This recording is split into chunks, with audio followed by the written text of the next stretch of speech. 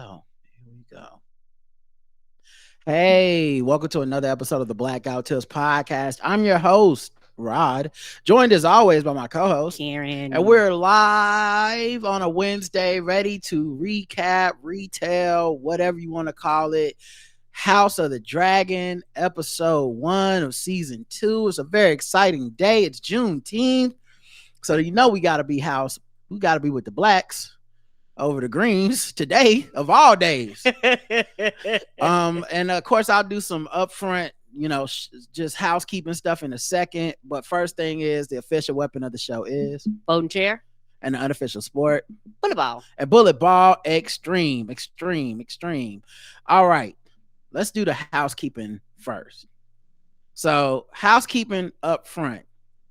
When it comes to our Game of Thrones recaps, they're not like everybody's recaps. I'm not trying to say there's a better or worse. I'm just saying ours is different. Mm-hmm. Okay. So the first thing is we get a lot of feedback.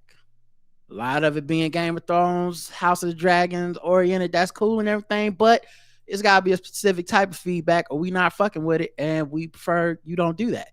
Number one, no predictions. No prediction. Don't give a damn about your predictions. We know you read books.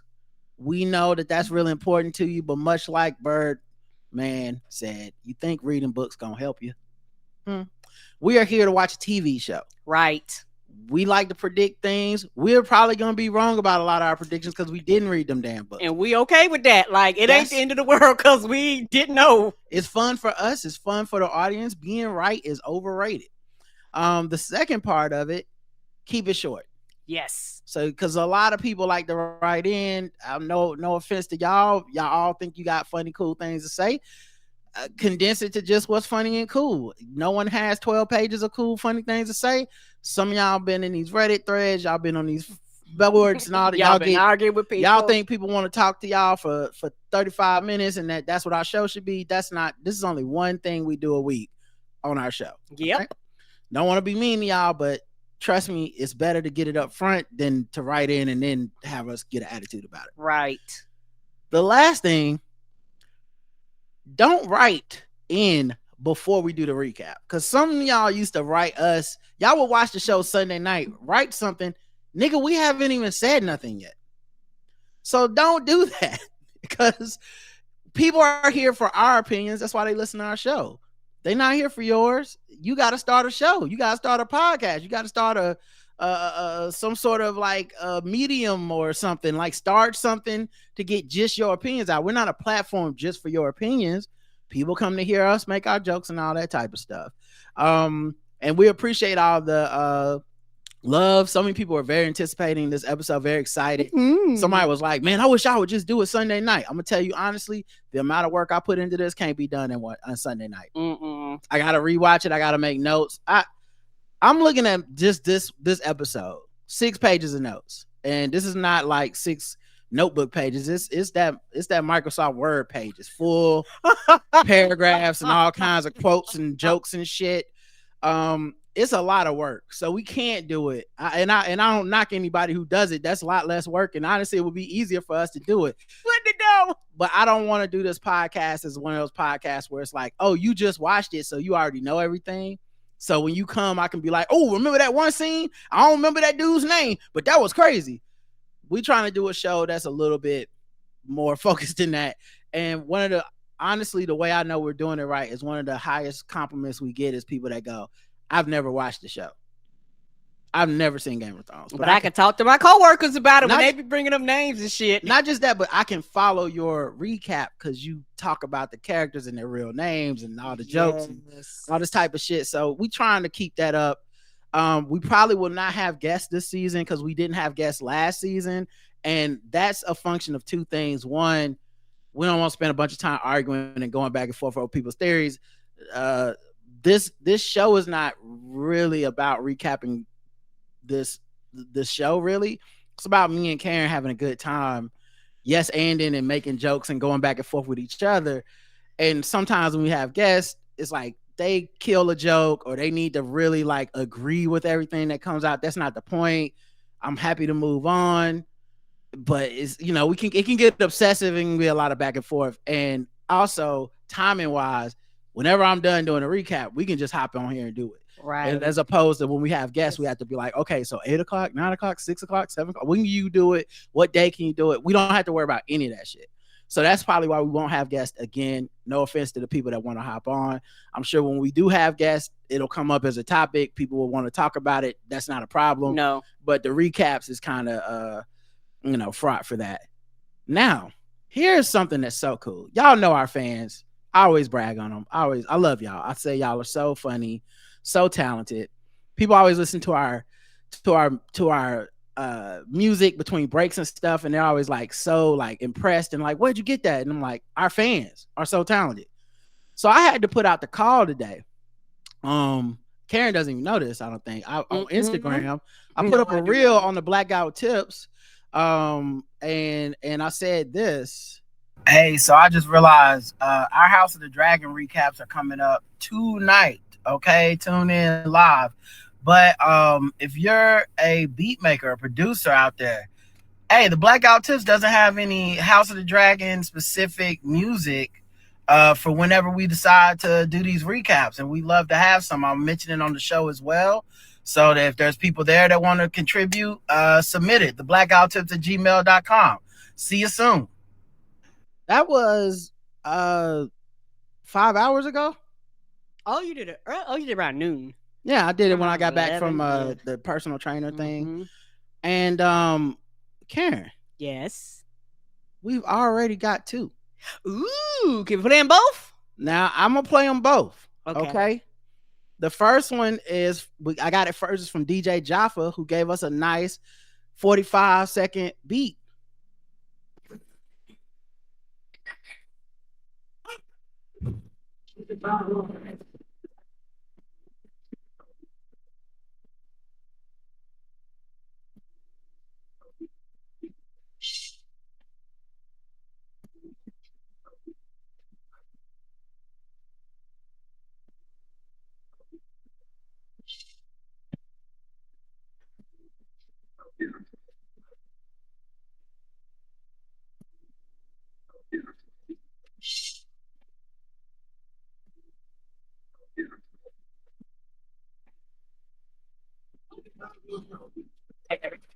They might not be able to hear it. Can y'all hear it? They can't hear it? Why not? Oh, that's crazy. That's a first, guys. That's never happened before that y'all couldn't hear the beat. Okay, let me think. Give me 1 second. Let me check. They said all they can hear is a cymbal. Wonder if it's too sound. Bring it back. Let me see. Can y'all hear this? Let me see. Oh, so loud.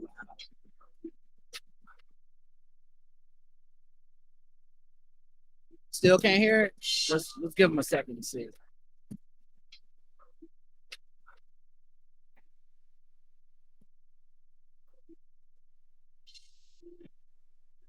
They said no, it's muffled. Okay, it's muffled. Choppy, yeah. I feel like that's a Crowdcast problem. Give me a second. Let me try one more thing. I'm gonna switch the studio sound. Hopefully this doesn't cause a weird echo. Let me know if y'all can hear it now.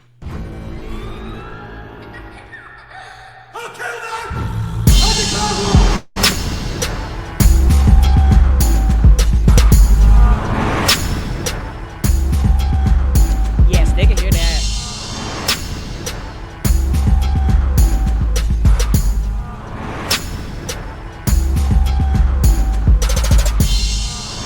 So clearly the more I play it, the more I like it, by the way.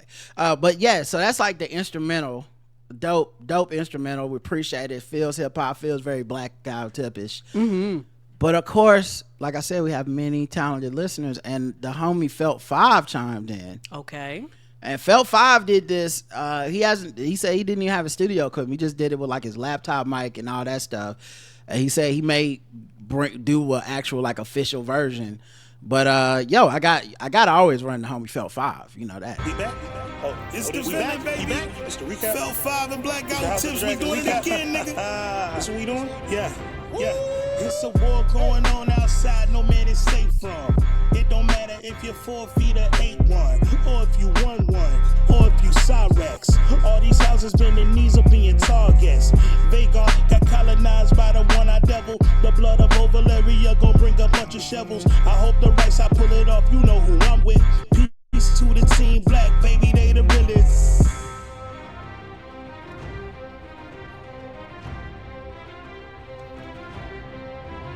So talented.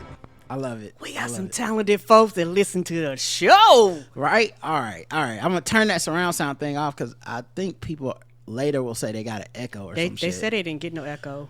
All right, fuck it. I'll leave it on. Fuck it. All right, let's just keep it that way. All right, so listen, we got new intro music. We got all kinds of shit. Oh, shit now. Appreciate y'all. Okay. Thank you. Let's go ahead and get into the breakdown. All right, this episode is titled. Oh yeah, shit. I almost forgot. Let's get into the breakdown. Do you have your wine? I do. Oh, it's a sweet wine. And a red. Much like the blood that was shed in this episode. Oh, it's all bubbly. This shit is good. What is this? I don't know, but it's delicious. One Hope Frizzante red wine. Boy, I don't know nothing about no wine. Anyway. I'm going to take a picture of it so we can get it again. It's delicious. All right, now let's get into it. So it's called A Son for a Son. All right, we start off in Winterfell, which I don't think we've seen in House of the Dragon. We've seen, of course, in the regular Game of Thrones. Yeah, right? Matter of fact, Winterfell was kind of our protagonist. Like, those are our main point of entry. But not this time. Winterfell, we're in there. We're also going to talk later about Dragonstone and then finally King's Landing, okay? I like to break it up sometimes by the locations. So we get a new intro. It's embroidery instead of that weird blood shit from last time.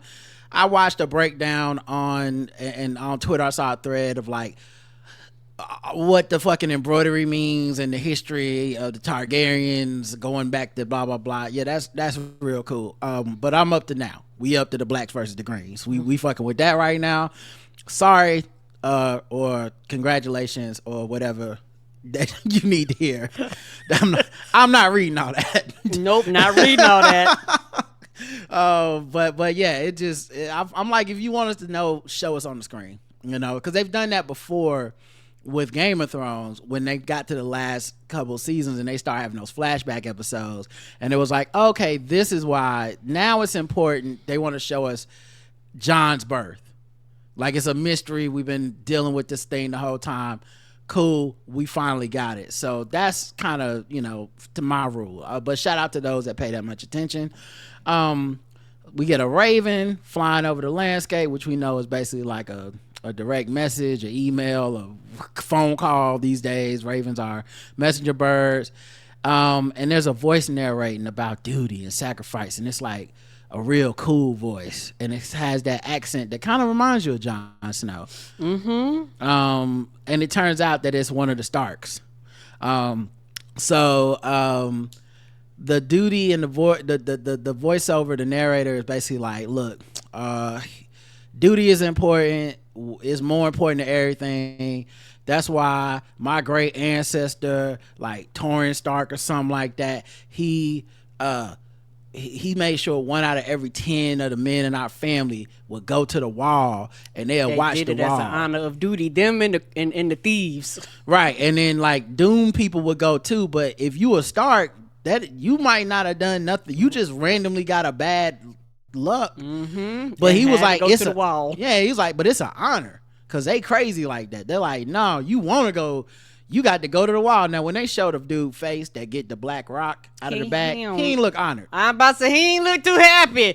It was like that's a story they tell you, but in reality, it's like shit. Plus, you got to remember everything you hear about the wall until you probably get there. Is like, yeah, you go there, you got to take a vow of celibacy. It's just you and a bunch of roughneck dudes, right? Looking out in the cold, wearing fur, freezing your ass off. You know, like trying to like fighting wildlings and shit like that. So they're basically like, look, man,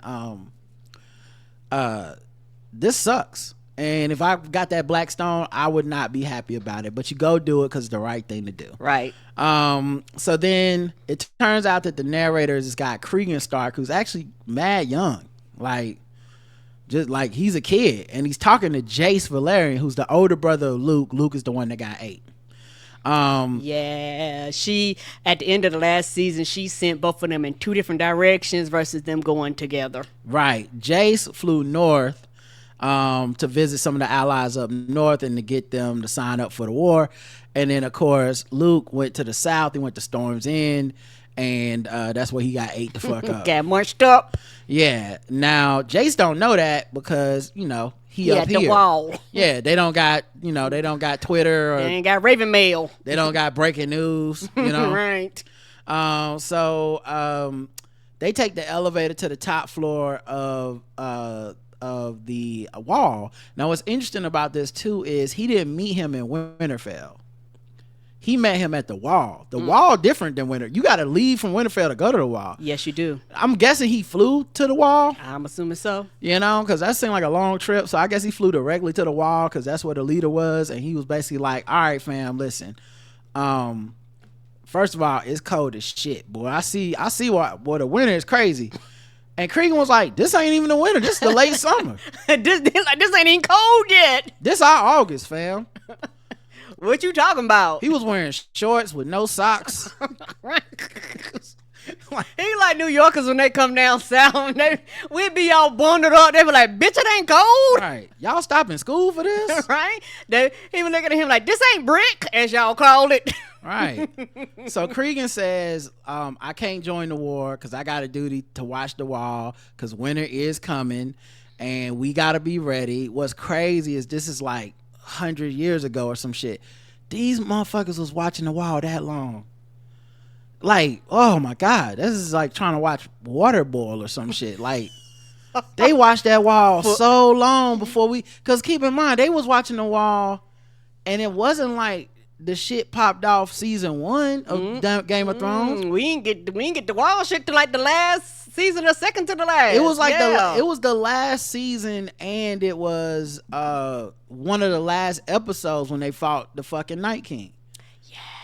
All them people, everybody we was looking at dead. You know what I'm saying? Like that's how long ago they've been watching the wall. So which means they could have spared some, man. Y'all should have brought your ass over there. But they didn't know. So then he's like, I can't join the war, bro. I would bail you out, but I'm sorry.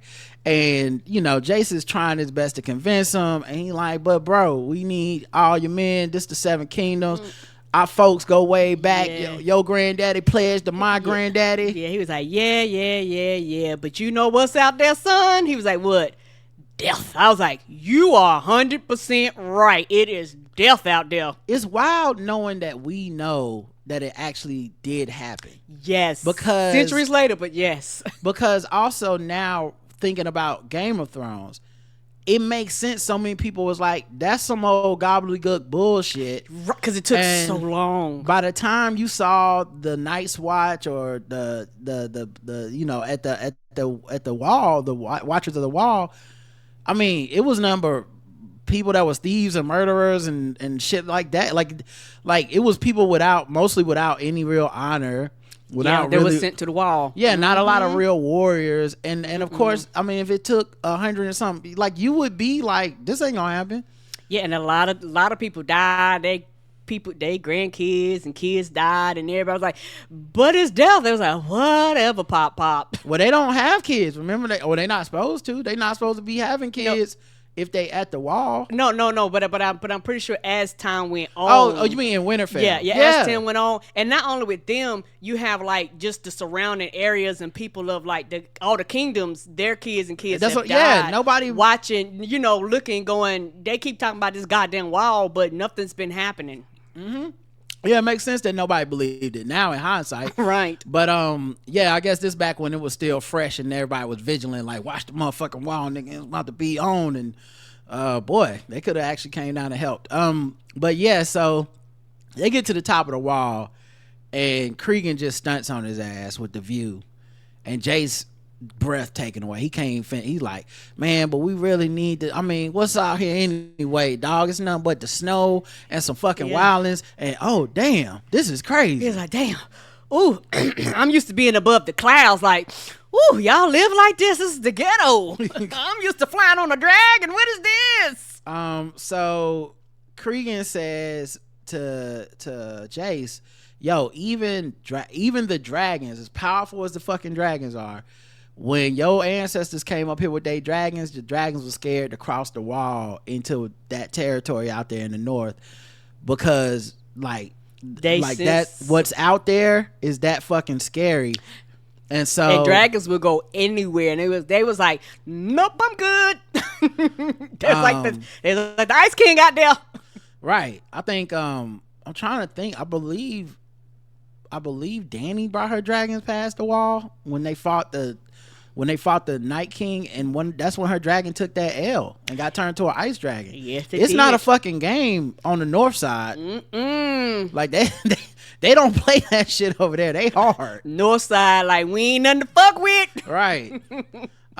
So then I love this exchange, because after Jay sees the wall, Cregan turns to him and says, do you think my ancestors built a 700-foot wall to keep out snow and savages? 700-foot wall, nigga. And he says, what does it keep out? And he just said, death. And they so young too, just babies killing babies, no fathers at home, just sad to watch two young dudes talk about war that both look like they about 15. Yes. But that's midlife for that time. So he said, look, I can't join the war for the Seven Kingdoms, but I can put something on it, okay? I'm alone, you an army of cat daddies, okay? They old. Not the cat daddies. They old, but they know how to grill. Okay, they can fix a car with a toolbox. They was like, they knees might creak a little, but they can get the job done. Yeah, they got a trick back. But they'll figure it out. They might have a little bit of arthritis, but they still give somebody business. They got old man strength. Yes. They old, but they got hands, and they gonna fight hard because they from the north, and we fight hard. So, that's all I got for you, right? Because the north never forgets. And Jay said, "Cool, I'll take it. If I only get some old men's, that's better than coming back with nothing. Thousands of old men. Let's go. Let's go. Maybe they'll fight harder because there ain't much left. I don't know. Right. But just then, a messenger comes over and is like, we got a raven from Dragonstone, and it's obvious that it's the news of Luke's death. Mm-hmm. And that's all of Winterfell. After that, Jace comes home, and we don't go back up to Winterfell. But that was cool as shit. I just miss Winterfell. I miss the Starks. I miss hopefully we get to see them again. I mean, we know that we won't see them fighting the Night King and all that type of cool shit, but yes, just that I would like to see them again, just because I also thought that character Cregan was cool as fuck, and he had Nate old sword, so like, he just seemed like he got hands. Some characters, you just see him, you like, I know this nigga got hands. Yeah, something gonna happen with I predict something gonna happen where he's gonna have to come down, or like something's gonna happen. He's like, fuck it, we got to get involved. Like something so horrendous is going to happen where they're like, we don't have a choice. Right. So, all right. Now we go to Dragonstone. Niecy. I had to come up with nicknames for some of these mugs because they names are the same. Ain't they? Aegon, Aaron. I'm trying to keep it as close as possible, but like Rhaenyra, Rhaenys, and then they got like ancestors with the same names and shit. Mm-hmm. So we calling her Niecy, okay, Auntie Niecy. She lands her dragon at the dragon pad of Dragonstone. Like she parks that motherfucker, pulls up. She looked tired as hell. She got smudge all on the face. Like she just been out in the shit, and she want a hot bath and just right and rest. A nap and some good food. She done did her rounds. And here come Daemon. On some bullshit. Yeah. Daemon comes over. Day. He's like, girl, don't even take your outside clothes off. We going to King's Landing right now. Burn this bitch to the ground. And she look like, nigga, I just clocked out. Right. I just clocked out. No. She like, on who orders? Like, what? I'm taking a nap. She's like, me and Maylise, that's her dragon. She like, we need some food and we need a nap, and not in that order. I'm getting the fuck out of here. And he was like, nah, we killing Aegon tonight and Aemond, but I can't do it by myself. I need both our dragons though. We could fuck that motherfucker up. And she's like, is this a command from the queen? Right, because that shit matters. You can't be out here just wilding. Because you're not the king, my dude. That was exactly what she told him. You are not in charge. That's like somebody from another department coming and telling you what to do. I don't work for you. Basically what she said. And so he's like, well, Rhaenyra's still grieving. So we gonna have to handle the war on her behalf. Because she understands that grief. And Niecy was like, you talking real down about my niece like that because you don't understand. Like, I'm a mama who lost her daughter because remember her black daughter had herself burned alive rather than when the pregnancy was going wrong and whatnot. She was just like, burn me alive to her own dragon. So she said, you know how I found out my daughter died? Through a motherfucking raven, through a text. And I needed to see her body. It wasn't until they sent me her remains that I could even start to mourn my daughter's death. Right. And you didn't even pick up the phone. Right. Meanwhile, Rhaenyra or Ray, she ain't like, this not a day where we have cameras. We don't have CSI. Like, someone tell you your son got ate by a dragon, you just living off that word of mouth, or you gonna fly out there and prove, like, particularly if you got the means, who the fuck gonna sit at the house? And don't forget, Ray was behind the sea snake son faking his own death. Right, so they both know that nigga alive out there somewhere. Right, but they know that you can fake a death and just be like, hey, he's somewhere else. So like, they could have kidnapped their son and he's actually alive. Right. Now, we saw the dragon eat the motherfucker, but they don't watch the show. They don't know. They don't know, right? Yeah, she was like, my baby might not actually be dead, right? I got to see remains. Like, they don't have HBO Max subscription. They got to just go off a word of mouth. Go off to the script at that time. So, Damon basically is like, you know, what if Aemond happens upon Rey while she out there looking for Luke's body? And Niecy was like, then I feel bad for Aemond because she'll fuck his ass up. And Damon kind of smiles at that a little bit like, she probably would. But he was like, you know,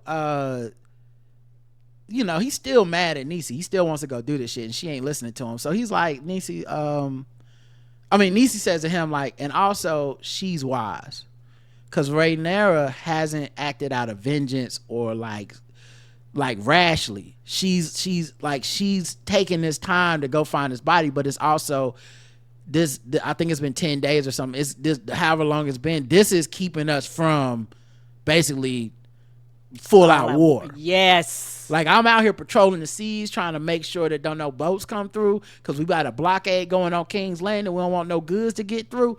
But we ain't in war yet, and it's all because she ain't up in here warmongering yet. Right. Yet. Right. So he goes, well, you know what really would have been nice is if in episode 7 you would have burnt these niggas to the motherfucking ground in King's Landing instead of roaring at them and flying the fuck off. You had all of them right there and you was like, oh, nah, we'll work this out later. Nah, you should have fucking did that shit, and then Luke will be alive, Rhaenyra will be on the throne, so you kind of the problem. And he just mad at everybody. He did this several times this episode. Yeah, and also the thing is, even if she would have done that, it would not have been guaranteed that she would have got the throne. It still would have been fighting somebody. Possibly. Nah, she could have ended it. It wouldn't have been a good TV show.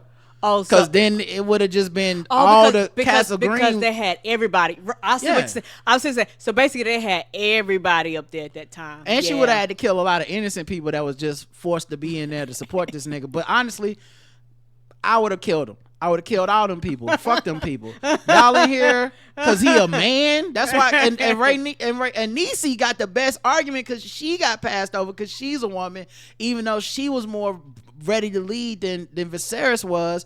So like, I mean, I don't know. I mean, but I get it. It's bad. It would have been horrible for the show if she does that, because it's like you wiped all them people out and then we don't have a real war. Like, you got to come up with a whole different fucking thing. But I still hate that she didn't do it. But yeah, so somebody said some innocent people died. Yeah, a few might have, fell through a hole, but that's right. But a hole here there, but that's different than her just blasting everybody. I say this, Lanny, not enough. She ain't Cersei, I tell you that much. Not enough innocent people died. Okay, I'll keep in mind I was fully on board with Daenerys ringing them bells. So bing bing. Motherfuckers still mad at me on Twitter whenever I bring that up. Like, she got a goddamn dragon, burn shit down. I ain't watched 8 seasons for them to let King's Landing live. Come on now. The fuck is this? Y'all not on my side. Don't get in a fight and say you got my back, because we fight different. Anyway, so he's like, go ahead, girl, fly your dragon. But this time the something, the gravitas is out of his, like, get on your dragon. And she goes, would that you were king. Basically, you ain't my king, nigga. Shut the fuck up. And she goes inside. You ain't my supervisor. We cut to Rhaenyra on the island where her son got ate up. And she still got on the same clothes, y'all. She been out here looking in the streets, looking in the skies for 10 whole days for her baby. Mm-hmm. She been searching for her child. Her face is smudged. She look dirty as hell. Mm-hmm. She ain't washed her face, nothing. She was like, I am not going home until I see a body. So it's really just a quick cut to show that she's out there, not on the throne, not at Dragonstone, not commanding any armies. She's just needs to find her the body of her son. We cut to Corlys. Corlys goes down to the docks, looks over his ship, which is being worked on. I'm guessing this is at Dragonstone. And so they got ships out patrolling the seas, trying to form a blockade. But he's informed by this dude named Alan of Hull that they ain't got enough ships to really patrol the whole seas. And they trying to get Corlys's ship back in battle, which kind of syncs up with the character, because Corlys himself is trying to get back in battle. Remember, he almost died. Yeah. They thought he was dead. Right, nigga got a cane and he's like, the ship is just like me. A little bent up, but still can go. Right. So he's anxious to get out there, but they say it's going to take weeks to fix the ship, which honestly, he needs weeks to heal. Yes, he does. Now it's interesting because I picked up on some subtext that this Alan dude and Corlys got a weird, strained relationship. We haven't really seen them before. I don't remember Alan from last season. I don't. But at the end of all this, he's like, I'm gonna tell my brother, see if we can muster some reinforcements, blah blah. And then he gives Corlys, oh, I got something for you. He gives him a dagger. The dagger is the dagger that Corlys was gonna give to Luke, because remember, Luke was gonna be the new he was going to take over Corlys's kingdom. Yes. And it was like a big contentious thing, because we know them boys ain't Viserys's boys. You know that. They bastards. But, between him and Niecy's more compassionate, so she don't like it, but, she wanted to give it to the black kids. But she understood, right? And then, of course, Corlys is very greedy with the name. He want his name to go down as important in the history books. So what's more important than handing off my throne to the prince of the Targaryens? Like, look at how important our bloodline was, even if I can tell this little nigga is not a Valyrian at all, right? A Targaryen. This nigga is not a Targaryen. Don't matter. So anyway, he also loved them little boys. Yes, he did. So like he get that knife and he look at it, he hurt, man. He like, damn, you know what I'm saying? And then Alan goes to leave, like, let me get back to it. And then he's like, wait, Alan, I heard that you saved my life. I owe you. I'm indebted to you. And Alan was like, I was just doing my job. And I'm just saying, it's something there. I don't know what it is. But it was like, a regular person would be like, man, hey, you welcome, or no problem, or, whatever. He was just basically, he said it like, that's the job. Like, he didn't say that shit almost like my duty. Yeah. He didn't say it like with honor, like it's my honor to do it. He said it like, nigga, that's what the fuck is on my resume. That's what my job description said. Don't let the boss die. If I want to get paid, I better not. If I didn't sign the employment agreement, I would have let your ass sink. Right. So then we see some fishermen in Storm's End where Ray is. We see that they done discovered Luke's body and his dragon. They done fished it out. Yeah, they go, ooh, we think this is a dragon wing. Yeah, and then a real dragon pulls up when Rhaenyra laying on that beach. It scared all them to death. They was like, hold on. Everybody started fleeing because they was like, oh shit, are we about to get burnt? This is one of my favorite and funniest scenes, and I'm glad whoever wrote this or performed this did it this way, because way too fucking often in this show, people are not fucking scared of dragons. Too calm. I don't care if that's your dragon. I don't like when people got a dog I don't know and they like, oh, don't worry, he don't bite. I don't know your dog. He don't bite you. He look at the fuck you talking about. The silent part of that sentence is you. I don't know that he wouldn't bite me. Right. So it's weird to me. The dog would also protect you. The dog won't protect me. It's weird to me when these dragons pull up on strangers and they just sit there like, well, I guess we got dragons. No, nigga, bye. Bye. You got a dragon. The fuck I'ma stand around for? Wait for it to flambe me. I'm good, dog. Keep all the fish. They left the fish, the boats. They didn't give a fuck. I love to see. We go guess what? The ocean will be there tomorrow. Shit, bitch, we can go fishing another day. I loved it. I loved the scene. But then she gets off. She looks at the body. She sees the dragon wing. Clearly it's Luke. She now knows he is actually dead. Mm-hmm. She said she saw the clothes. Yeah, that dragon munched her baby up. So then she gets to do her, take me with him, Lord moment. Mm-hmm. And the dragon yells off into the sky like it's Point Break. Then we also see in the sea where they got the blockade, some of the Valerian ships catch up to like a ship that's smuggling Missaria. If y'all remember Missaria, she from the first season, she is the white worm. Mm-hmm. She was like a prostitute that ended up being like Damon's girl for a little bit, but then like he turned on her. Right. He ended up turning on her before his niece. She also was the one that she flipped professions and was like, I'm done hoeing. I'm about to end up being the secret keeper. So she ended up being like the gossip for everybody. She would find out people's secrets, and through her little like spies and shit, the little kids that was in the ghettos of King's Landing, they would communicate back and forth to be like, hey, did you know they were like, Damon was fucking his niece at the club last night? Mm-hmm. And everybody was like, oh, she pays well. Yeah, so she like, and then she kind of blew it all because she kidnapped Aegon, who's the now king of King's Landing. Mm-hmm. She kidnapped him, held him hostage, ransomed him off to Otto and them, and was like, basically, I know y'all trying to steal the throne. This y'all only chance of stealing the throne is to put him on it.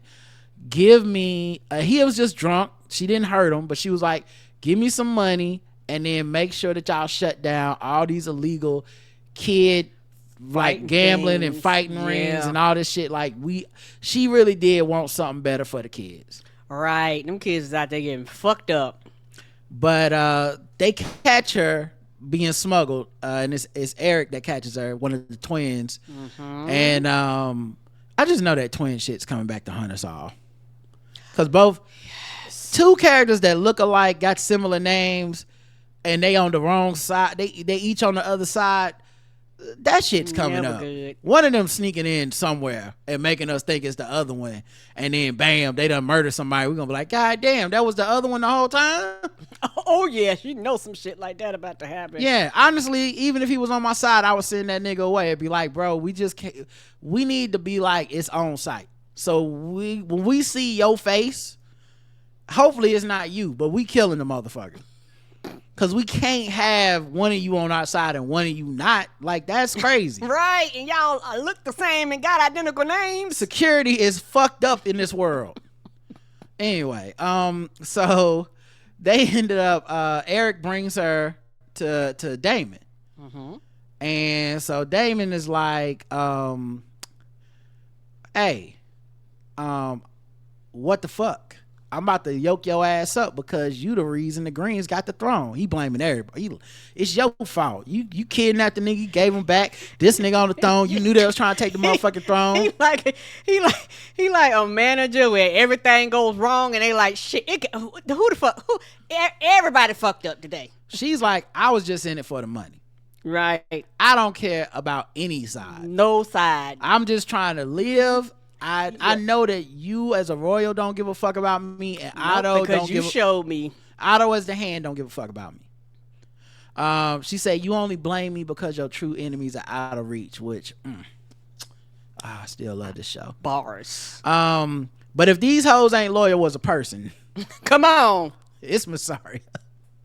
Cause she was like, whoever paying, that's who I fuck with. I'm not even lying. Do you got money? Right. So Damon's still mad about the shit. So, like I said, it didn't even matter what she said. He was basically like, nah, fuck that shit. It's your fault. She says, I don't have anything of value for you, Daemon.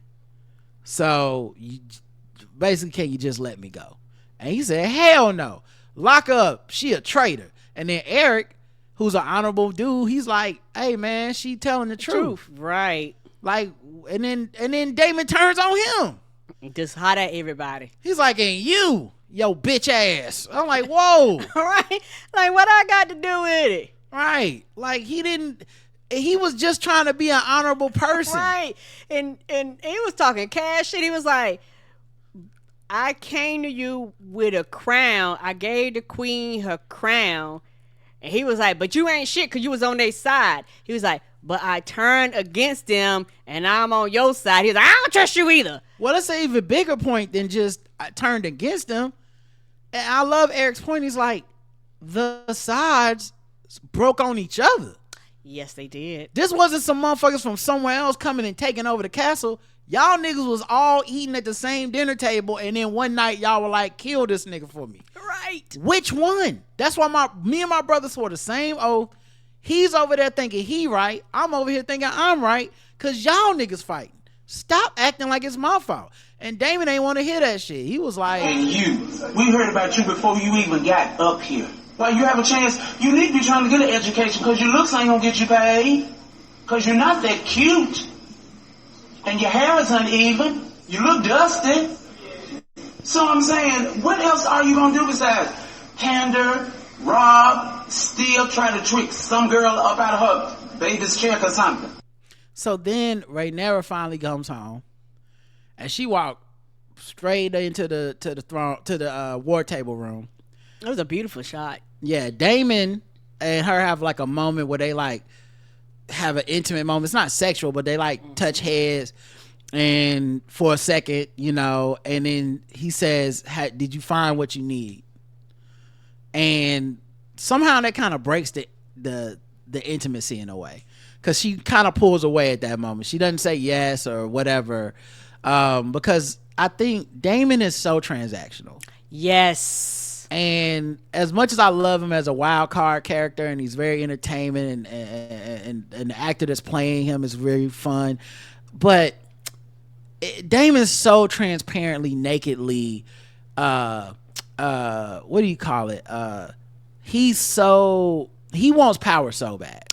Yeah, and he can't hide it. Yeah, ultimately, I think he's so ambitious. That's what I mean. He would low key like take the throne from Rhaenyra. Yes, if he could. Like, if they somehow got the Greens out of the way and they got back in the castle and they was at King's Landing and she was running shit, he would absolutely be like, but I should really be running shit though, right? Like, I'm the dude, I'm the man. So at any rate, he says that to her. She kind of pulls away. She goes back behind the table and she only says one sentence, I think the whole fucking episode, and it's, I want Aemond Targaryen. And people was telling us the updates on the war. She just didn't give a fuck. Yeah, they was like, yeah, while you was gone, yeah, we send out spreadsheets, we had meetings, this, they was like, they just giving her the update on, the Zoom meeting, the Skype, they sending her all the memos, and she was like, do not care right now about none of the shit. That's nice and cute. Y'all met with y'all teams and divisions and had all your little silly meetings. I don't care. Yeah. Didn't give a fuck. She's in her full Nino Brown era of just like, we got one goal here. So she wants Aemond Targaryen, and I'm assuming dead. Okay. I'm assuming dead too. I don't think she meant on the phone. I don't think she meant she wanted to talk to him. I think she meant his head. So then Daemon goes to Mysaria's cell, the White Worm, and he's like, all right, so I locked you up, but I was thinking, it's crazy. Ooh, there's a crazy coincidence, but you still got them spies? And she was like, nigga, don't try to come down here and plot and scheme with me. We don't do that no more. Like, if you want something, you got to give something. Right, I'm not doing this shit for free no more. So he said, okay, I will free you if you just tell me basically who your peoples is inside of the spy network at King's Landing. And she said, all right, cool, bet. So I'm assuming she's free now. And then in Rhaenyra's Ray's chambers, her son Jace, the one that went up to Winterfell, to the Wall, he comes in and he's giving her a report on like everybody who signed up to join. He's like, oh, Lady Jane, she signed up, they coming through, the people from the Vale or something like that coming through, and we got 5,000 old niggas from Winterfell, they coming through. But as he's saying it, he just starts breaking down and his eyes are watering and he's not finishing the words. And this was so well done and so well acted. They embrace. He doesn't finish, she doesn't say a word, he doesn't finish telling her, and they just cry over obviously the loss of his brother. Yeah, because him and his brother were really tight. Like them and them two girls out here fucked whatchamacallit Aemond up and fucked his eye up together. He was like, that's my brother. Like, and you could tell that he was really hurt.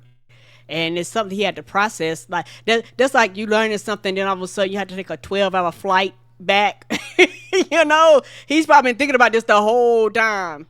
This is why this show rocks. Like, this part of Game of Thrones is what separates it from lesser shows that are also about fantastical shit, but they don't nail the human moments. And with our technology and money, the human moments are actually way more important than the CGI moments. Yes. People like to get crazy over the CGI. Oh, you could tell this, the special effects. That's not really what really hits is the character moments, because everyone knows grief. Everyone knows death and loss. And we all know that feeling of trying to be strong and you just can't stop it. Baby was trying his best. Your queen, your majesty, hold on. Let me get my words together. And it just was like, no. And people have to realize he's still a child. Like, probably like a teenager age. And he's basically sent out on this mission because, she actually didn't want to send either one of them out. But they was like, we're men, we're ready, we can handle it type of thing. Yeah, and now we actually get to see them be a mother and a son for a second. And like I said, it's these type of moments that ground the entire show in something bigger than just, did the dragons eat people this week or not, And so seeing him and her embrace like that, honestly, it hit me kind of hard too, because I had to read off this thing when my uncle died at his funeral, and I barely made it through that fucking thing, and I was just reading something. So grief is just strong like that sometimes. So it was the fact that they nailed that moment, it was so important. So then they do the funeral for Luke, and this scene is juxtaposed with Alicent burning candles and a ritual for the dead in the Red Keep at that like altar with all the candles down in the like basement and shit. I'll get to that part when we get to King's Landing, But this scene was beautiful too, of just the like funeral. Lucerys is like the I think they burned his cloak and all this stuff, and like the kids, you know, like all kind of like showed their respects and whatnot, and Jace and his wife, you know, they're standing there. Like it's like this beautiful family moment, but also like the fires, it made you go, shit's about to burn, you know. All right, King's Landing. It's the last one. Everyone is on edge looking for the dragons to attack because they killed the son of Ray, and they know hell is coming. Right, like there's gonna be some form of, you can't do that and not expect nothing to happen. Now what's funny is if it was Daemon, hell, they would have just flew the dragons in, start burning shit, and see who dragons could hold up. The war would have been a day. If it was for Daemon, he was like, we going there, we trying to burn down everybody's shit, let's see what happens. Let go. And they got like these I forget what they call scorpions. They basically have these weapons that shoot like huge arrows to attack flying dragons. It's basically their surface to air missile system, and they got it all along the wall of King's Landing. So of course, you know, we got that going on where Eric with an A, the other twin, he's in charge of the guard for the King's Guard, or at least security of the wall. Once again, seems like a huge problem. Something bound to go wrong. Something's gonna happen with these fucking twins. That's all I know. So Eric is like, you know, guys, stay vigilant. You know, this motherfuckers could attack at any second. They look up in the air, they see a dragon. They like dragon. They start spinning around the scorpion, like turn it towards them. Now look, they ain't got no motherfucking tracking system. Right. They ain't got no binoculars. Can't nobody be like, oh, we know what type, what kind of, who owned the dragon. They're like, nigga's a dragon. The scorpion is essentially like trying to hit a tank with a rock. Right? Because it's just the improbability that you're gonna even hit the fucking dragon is crazy. Right. And the dragon is definitely gonna hit your ass.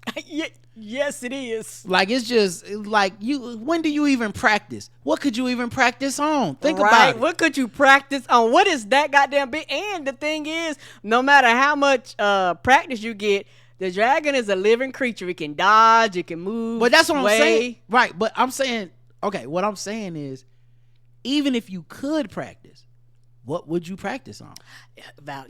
There's nothing you can practice on. There's nothing.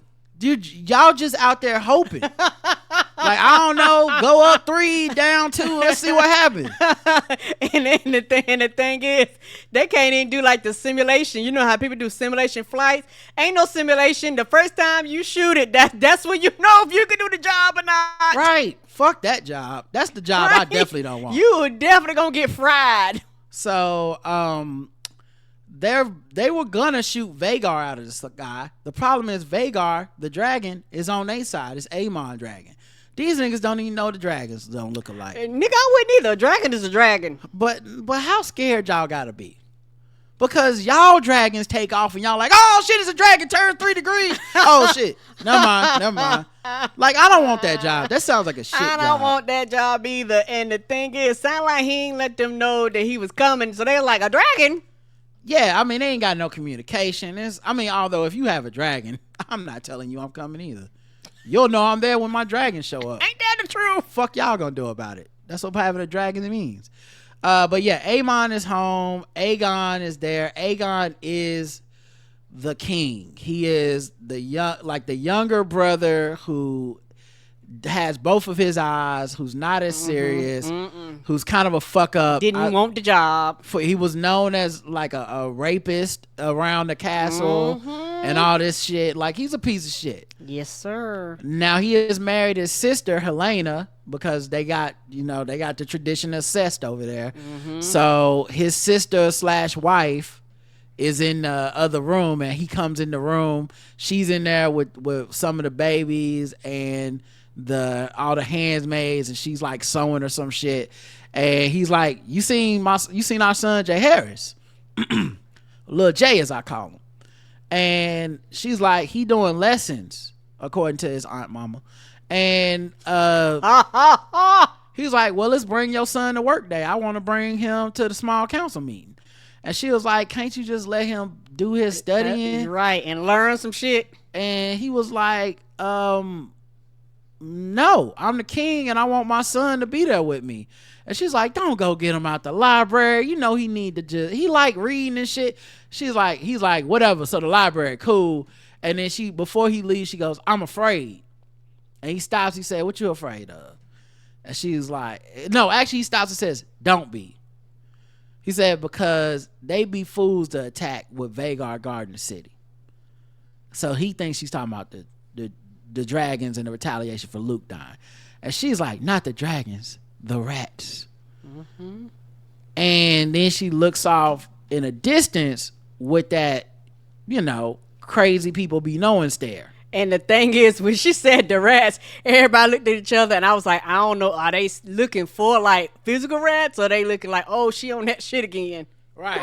Oh, okay. Oh, okay.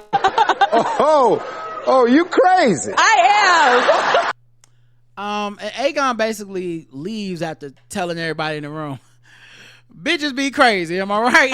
Right, and he walked his ass out the room. Now, I don't know how many times this woman has to be right. Yeah, she has been right. I mean, at this point, maybe hire a full-time dream interpreter. I'm just saying. She be saying shit and they be like, whatever. The fact that shit happens and they don't immediately put it together, like she did say the beast was under the boards. They be ignoring the fuck right out before of her. that fucking dragon climbed up from under the boards. Oh, wait. Oh, damn. Nope. They just be like, it's cool. She just be talking. She just be talking crazy. Meanwhile, in the Queen's chambers, your girl Alicent is sitting on Sir Christian's face. Just going to town. And they cut to them getting playing that sexy red. Yeah. She's going to Pound Town. Yes, she is. But as they get dressed, and he's putting all his armor back on, she talks like 25 pieces of that shit. She tries to talk like casual after sex talk. She's like, ooh, it's getting chilly out. The winter is coming soon. He does not return to small talk. Mm-mm. And he just tells her, we got to get to the small council meeting. And part of me wonders if he either sees this as his duty, like, this is part of the job now. I gotta fuck her the way I was, Rhaenyra wanted to use me. This is just what these women do. Or if he just don't like her, or if he's just nervous they're gonna get caught. Because at no point is he not being a 100% full hypocrite. Yes. His entire beef with Rhaenyra is that she fucked him, didn't want to marry him. Wouldn't run off with him. Yep. And he was like, but smirch my white cloak, girl. I'm supposed to stay, a virgin or some weird shit. I don't know what he's supposed to do, but he was supposed to not be fucking. So he broke his vow, and he was so, that was the crux of what he said his anger was with her was that. Mm-hmm. But I'm like, bro, you're munching on duty. You can't possibly. How is this not against the vow too? Right. Unless he's like, look, my white cloak was already a little dirty. We in for a penny, in for a pound, okay? Yep. Because ain't he the one? Right. Because she also was like, you could be my side piece. My husband could have his side piece. Y'all get along. And that nigga killed him he killed him at the wedding, which prompted them to get married when nobody else was there. Yeah, he got mad. Yes. He killed the side piece. Yes, he killed the side piece. Yeah, he got so mad. And so all this time in the first season, I'm like, okay, maybe he's just like a weird religious zealot who is honor bound, and Rhaenyra being a young, like, coming of age, spoiled royal person didn't recognize the difference between him and just like a nigga that would be down. And so I was trying to give some level of like fairness in the first season to this character, like seemed like a fuck boy, but also like maybe he's a religious crazy person. Turns out can't be that religious. You're munching you're going on munch breaks. Right. Okay, you're clocking out and going to town. Right. You're supposed to be security. Right. You're supposed to be security. So, I just think he's a fuck boy. I've decided a hypocrite. Yes. Yeah, I've decided to give him a nickname, BBL Crissy. Okay. BBL Crissy. I don't like the way that he gets down. I think he has women problems for sure. And the hypocrisy is crazy. It is very much like Drake. Like, you know how Drake do a lot of guilt trippy songs on women, but he the one that's fucking everybody and dogging them out? That feels like Crissy to me. I don't like BBL Crissy. And I don't know what happened with the show writing, what they decided, but to me, I don't even know how anyone could even be Team Green at this point, because the way the show's written, they ain't really left room to empathize with them hypocrites. At all, right? And shout out, and same thing for Allison, old hypocritical ass too. Now, I'm not gonna lie, I have more sympathy for Allison because she had to fuck that corpse of Viserys for so long that I could see how that would drive a woman to be like, if I get some good dick up under me, I'm fucking it. And there's nothing anyone's gonna be able to do to stop it. Right, because she was really young when they got married. Like, I could see her making up for the ghost of Dick's past. You know what I mean? I'm not saying it's right, by the way. It's wrong. But I could see her being like, mama's gotta have a life too. So then she tells him, I think, when he starts to look like reticent of the fact that he just went downtown on her, she's like, we won't do it again. And she said it like she says that after every time. You know what I'm saying? Something right. And it's one of those things where if it's been happening, and it would not be surprising if he told her, hey, dog, like, my job is security, not to fuck you, but, you know, you actually are my boss. Well, I think he says that. Right. But I don't believe him. I think he don't like fucking Allison. That's crazy. He definitely, he's a hypocrite and a liar. He like fucking, but he one of them people you gotta talk to. He like, no offense to these people, if they listening, I'm a big fan of both, but it's like when Sierra and Russell Wilson was dating and they was telling us they wasn't fucking, and I'm like, y'all fucking, and y'all be like, this is the last time until we get married, and then y'all fuck again, because y'all are in the top 2% of athletes on the planet. It's no way y'all are around each other wearing what y'all be wearing, doing what y'all be doing, and y'all ain't fucking. Everyone knows that life. You're lying to yourselves. You're gonna fuck some more. Like, he ain't wake up and make his beard perfectly manicured to not eat no pussy. That's ridiculous. So I don't want to hear it. I don't believe this man at all. So, but they, they do we not going to, this the last time. He's like, okay, it's the last time. And they go to the meeting or whatever. They go to the small council meeting. We see a rat catcher leaving the room. Aegon comes in. So that mean they do got rats. So that explains why when she said rats, everybody looked around like, oh, rats on the ground. Well, the castle's full of rats going back to last season. We talked about this last season. How often we would see rats. Even after the murder at the party. It was rats everywhere. It was rats. Yes.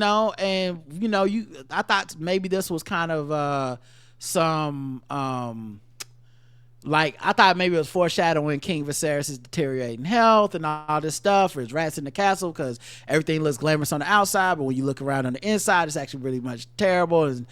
But they have a rat problem, and these motherfuckers are everywhere. So that's why we see a rat catcher with some fresh caught rats walking around, leaving the small council room before the meeting.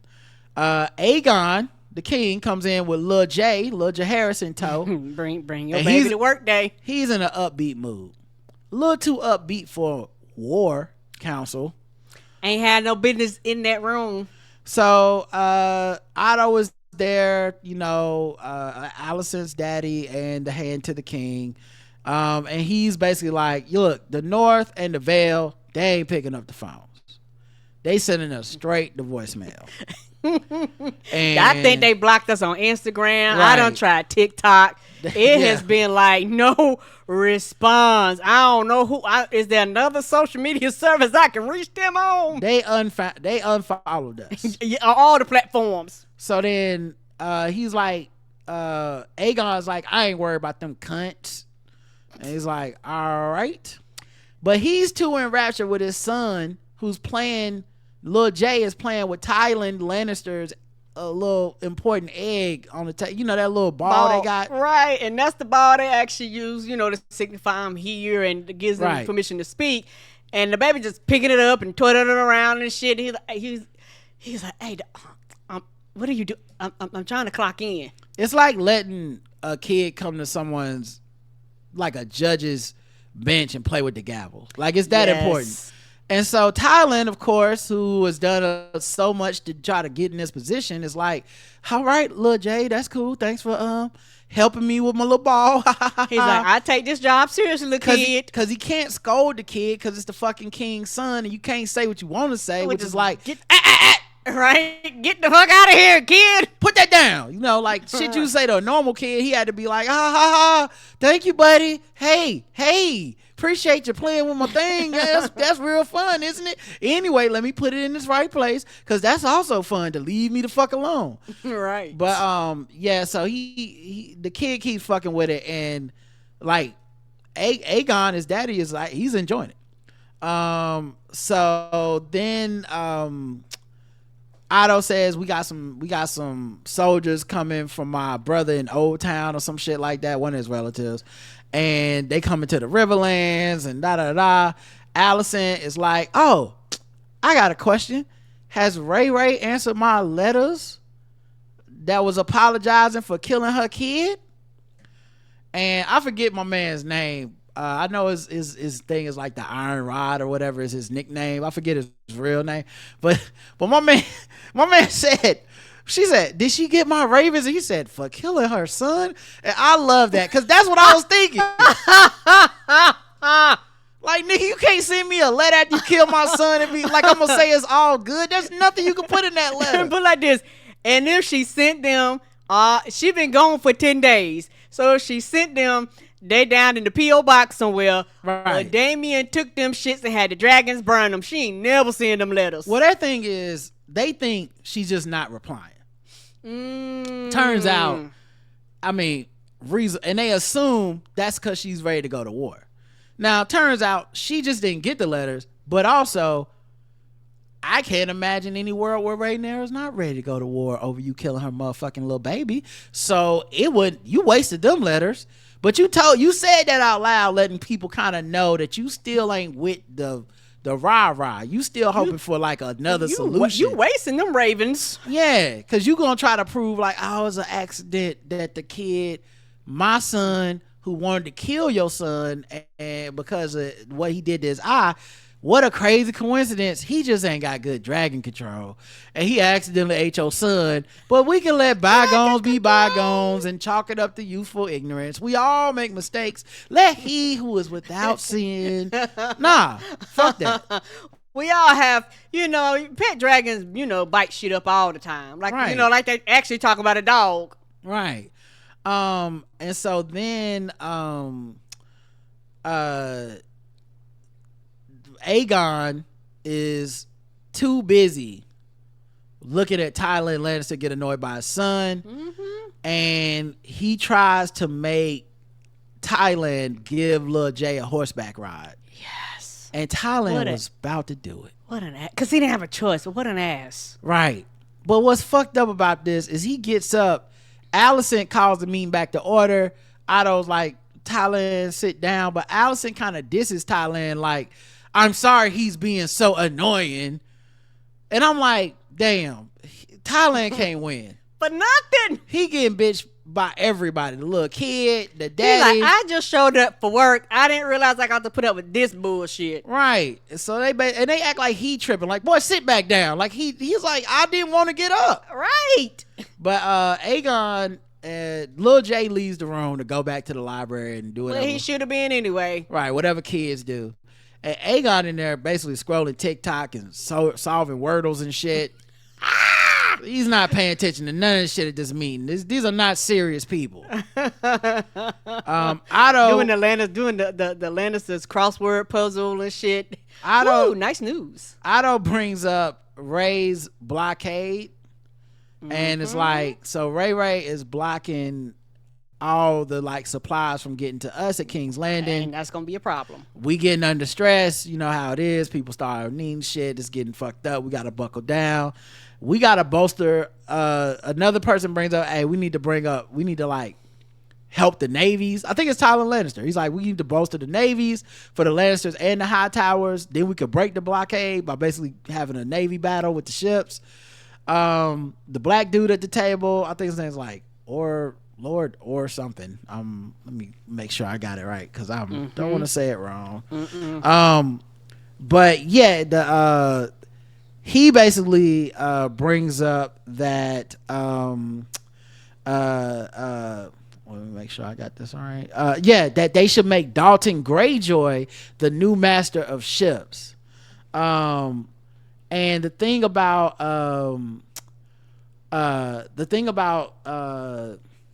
the Greyjoys is that we know that one, they're a hell of a seafaring lineage. Yes, we know because Theon and his sister.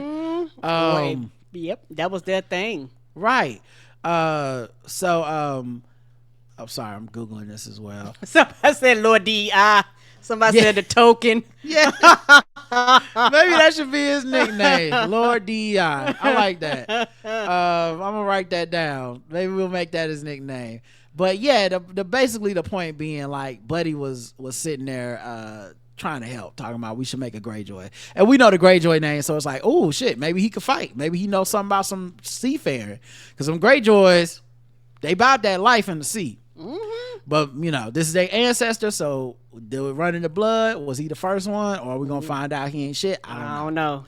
I see you jump off a boat, I'm like, God damn. Right. But of course, the one that truly like set shit off is Aemond.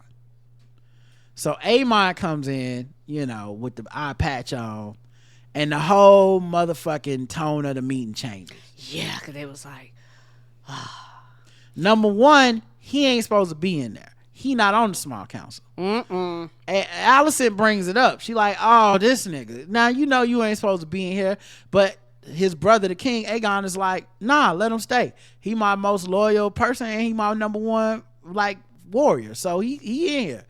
Aemond wasn't listening to nobody anyway. He walked straight to the chalkboard. He was like, this the PowerPoint? Okay, all right. Let me go ahead and change. It was like, you already had your PowerPoint I was ready. It's enough of this bullshit. He basically is like walking in the NBA locker room and starts drawing up plays. Yes. He's like, oh yeah, see, what we need to do is go straight to Riverland, burn that shit up. And his energy feeds Aegon. Because Aegon could not have been fucking bothered 5 seconds ago. Did not care. Soon as Aemond Green show up, this nigga is like, all right, we are going to war. Like, what? You was just in here playing tiddlywinks and shit. I know, laughing at your child about so your child could give a piggyback ride. Yeah. But we know Aemond. He always keeps his eye on the prize, and he basically says, it feels almost like Draymond Green, and then Aegon is Steph Curry, where having Draymond on the team activates Steph Curry. So like Aegon's like, yeah, I got the battery in my back. Fuck the River Lords. They gonna bend the knee. They gonna face Vagar and Sunfire, that's his dragon, together. We'll burn that shit down. We'll burn the blockade down when we get done with that. And Allison's like, but they got dragons too. He's like, I got bigger dragons. Right. And like do you think they're just gonna give up? Like, this ain't how this shit works. Like, Allison she's trying to stop the meeting and interject some common sense from getting out of control. You know, she got that AOC. Oh, girl, baby girl. But it's not working. It's not working. They are not because they replying with this energy. Did you tell the folks that? You bitch. They don't care. They don't care. So he's like, we'll burn they motherfucking banners down unless they raise them to us. And then Allison looks over at BBL Crissy like, can you please say something to these motherfuckers? And he's like, oh, okay. Hey, King, Aegon, you know you too important to risk. You can't be out there on the battlefield like that. It don't make sense. Like, you can't be out there fuck around and die. See, that's the thing though. He don't mean that. It's not really strategy. He's trying to help Allison get him under control. Right. I think a lot of times the strategy should be if you got dragons, get the fuck out there and kill some people. So I don't know that he was trying to pitch strategy as much as trying to help Allison, because he has a soft spot for Allison. Right.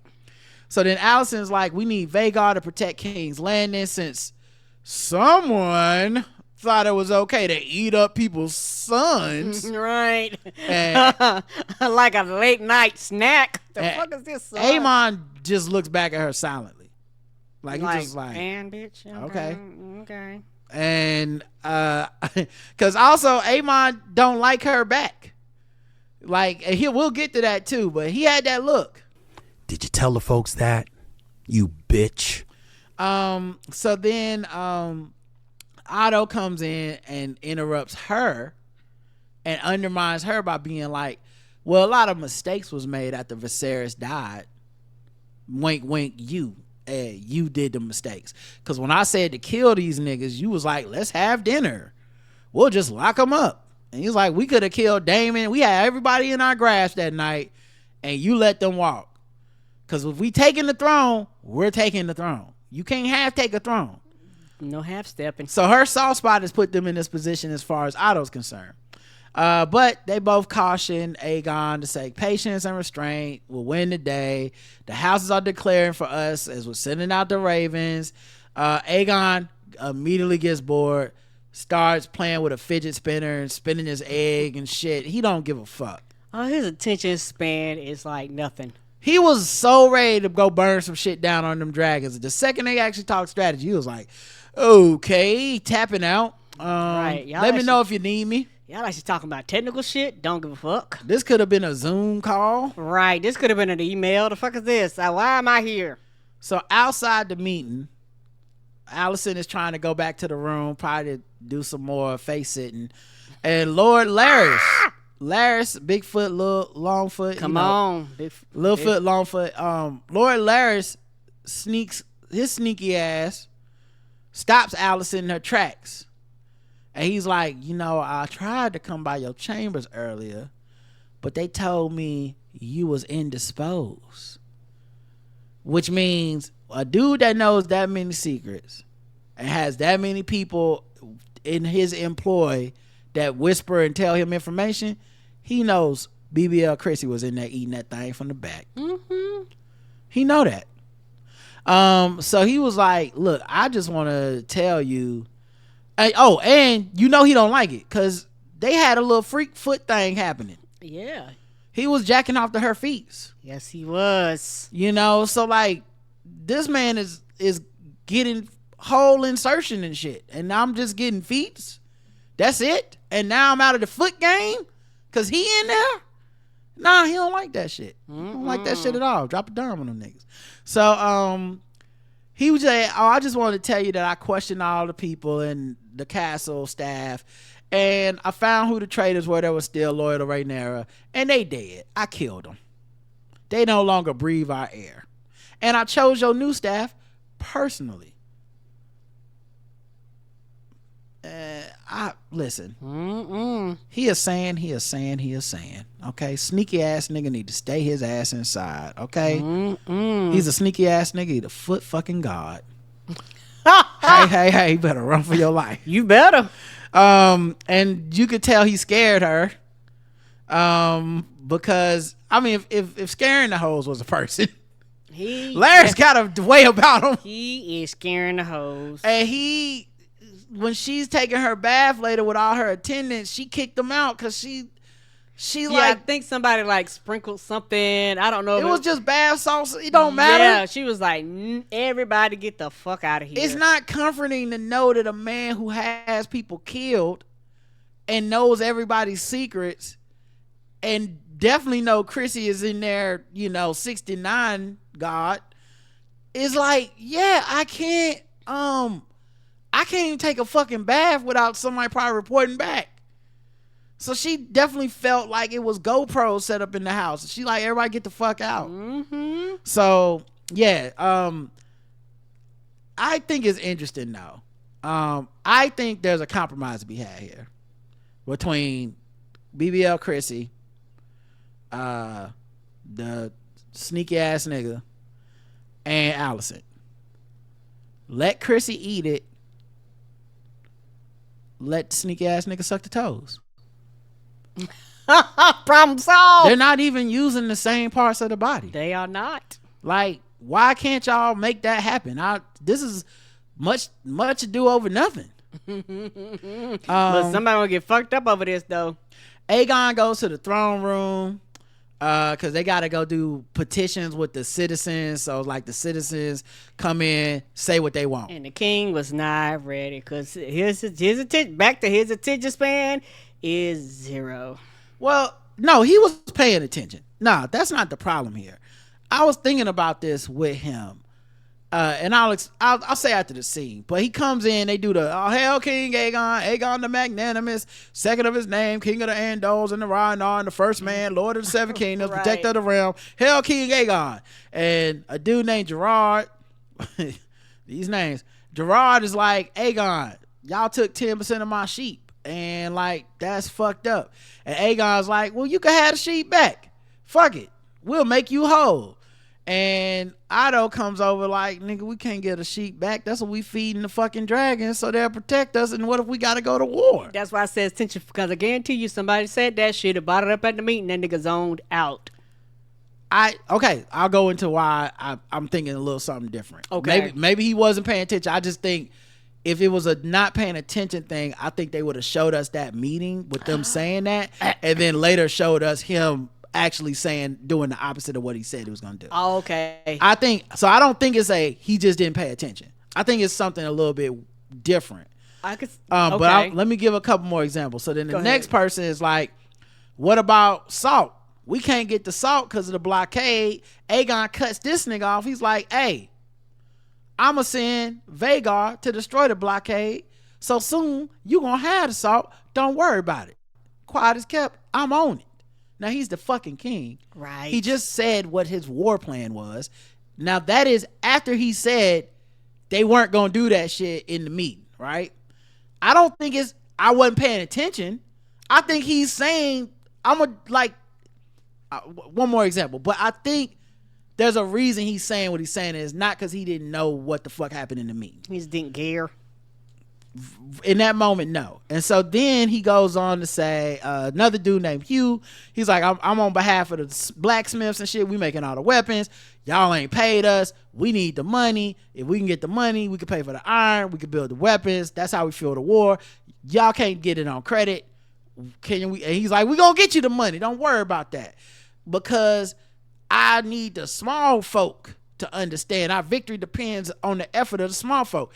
Otto was about to come over to Aegon and be like, we can't do that shit. We need to hold on to the money. But when Aegon said that part about it's about the small folks, Otto turned around because he does want the king to be ingratiated to his, the masses or whatever. Mm-hmm. Okay, so here's my theory. I think Aegon just wants to be liked.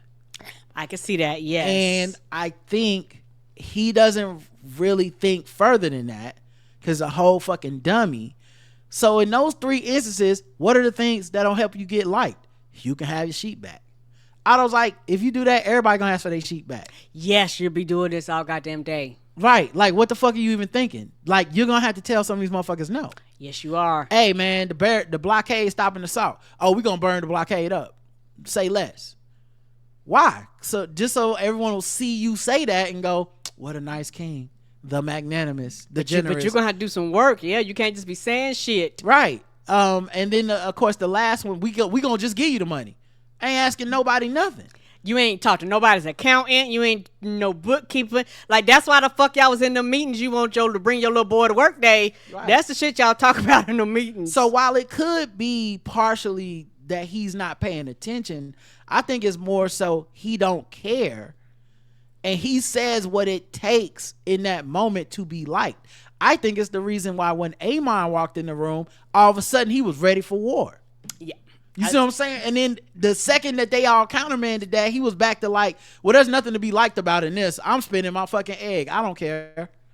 Yeah, I could see that. And also, it's one of those things to where he didn't want the job. Now he got the job. You don't realize how powerful the job is.